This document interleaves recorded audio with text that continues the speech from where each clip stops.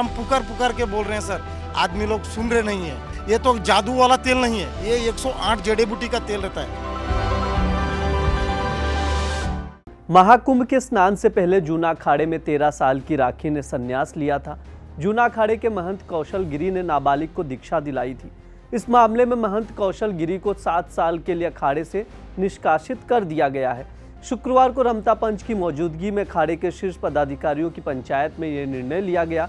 इस पंचायत में संरक्षक श्री महंत हरिगिरी, जूना अखाड़े के सभापति श्री महंत प्रेम गिरी, प्रवक्ता और दुधेश्वर पीठाधीश्वर श्री महंत नारायण गिरी, मेला प्रभारी मोहन भारती, सचिव महेश पुरी शामिल थे।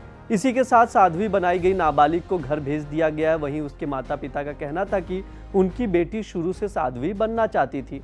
दरअसल आगरा की रहने वाली राखी को जूना अखाड़े के महंत कौशल गिरी ने दान के रूप में प्राप्त करने का दावा करते हुए उसे साध्वी बना लिया था। जूना अखाड़े में नाबालिग साध्वी की वेशभूषा में नजर आई थी।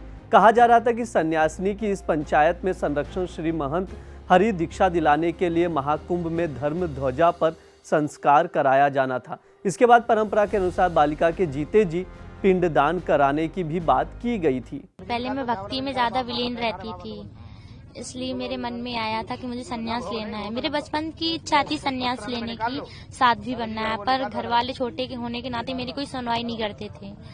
जब महाकुंभ के मेले में आई थी मैं, तब मैंने गुरुजी से बोला था, तो इन्होंने मना कर दिया था। पहले तो इन्होंने मुस्कुरा दिया है, हंसते रहे, कह रहे थे कि कोई मामूली चीज नहीं है साध्वी बनना, ये बहुत कठिनाई होती है, इनमें हर एक कोई नहीं बन सकता। इन्होंने फिर मैंने बहुत जिद की, इनसे रोना धोना किया, तब इन्होंने कहा अपने माता पिता से पूछो।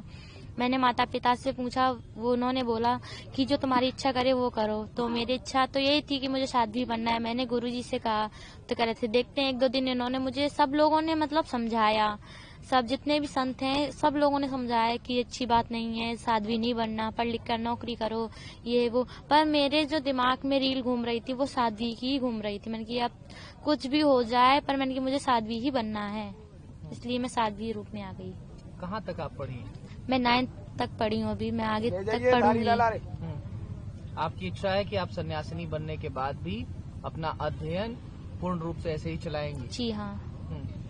क्या आप तो अब सन्यासी बन गई हैं, तो सन्यासी का कार्य जो होता है वो क्या कुछ होता है, उसके बारे में बताइए।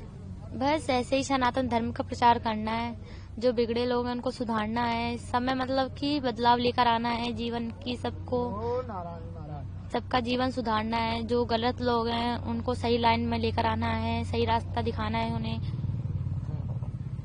यही उद्देश्य है आपके जीवन का? जी हाँ।